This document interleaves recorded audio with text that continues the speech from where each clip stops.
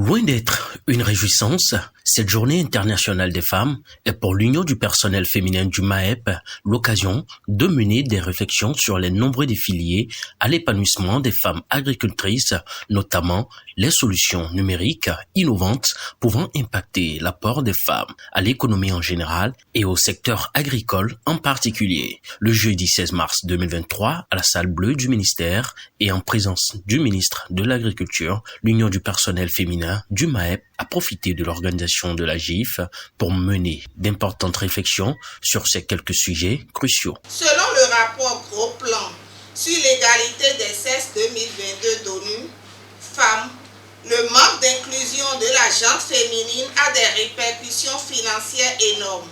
En effet, l'exclusion des femmes du monde numérique a réduit de 1 000 milliards de dollars le produit intérieur brut des pays à revenus faibles et intermédiaires au cours de la dernière décennie. Une perte qui atteindra 1 500 dollars d'ici 2025 si rien n'est fait. C'est donc l'occasion d'exhorter les responsables à divers niveaux à penser à l'inclusion des femmes dans des solutions numériques en cours d'implémentation ou envisagées au profit du secteur agricole.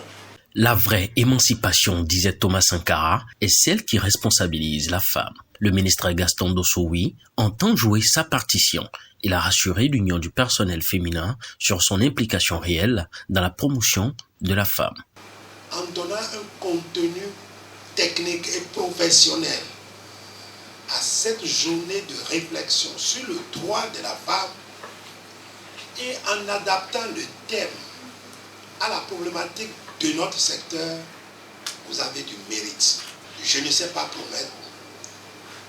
Le président Talon ne nous a pas appris à promettre. Mais vous allez voir, dans les jours, les mois qui vont suivre, qu'il y aura un renforcement du capital humain féminin. Vous aurez à célébrer davantage la femme. À noter que la journée a été marquée par diverses communications avec des thèmes variés.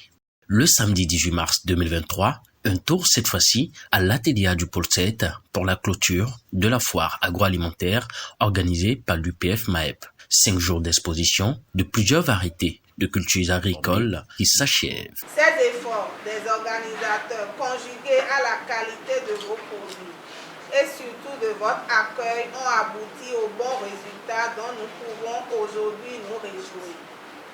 Le sondage effectué par une équipe de l'UPF montre que les visiteurs ont été globalement satisfaits.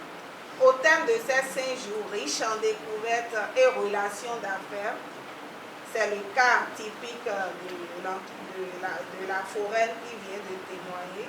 Je voudrais encore exprimer ma gratitude à tous ceux qui ont contribué, de près ou de loin, au succès de cet important événement.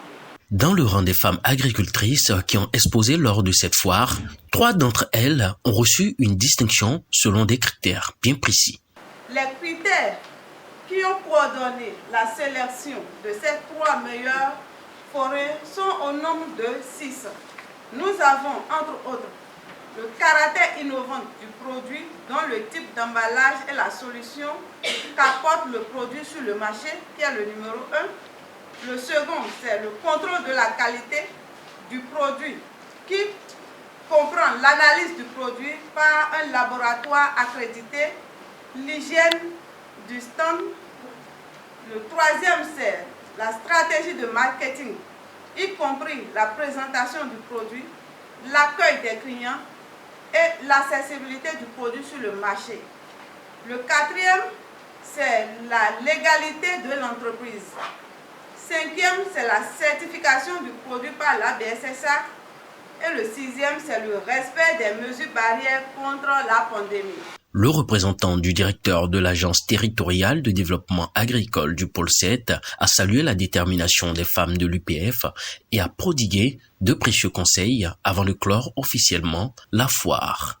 Je voudrais finir en encourageant toutes les femmes qui s'investissent dans l'agriculture à persévérer, surtout à donner de la valeur à nos produits crus dans la transformation. C'est ce qui manque le plus à notre agriculture aujourd'hui. Et je suis fier qu'une transformatrice d'ananas ait pu signer un contrat.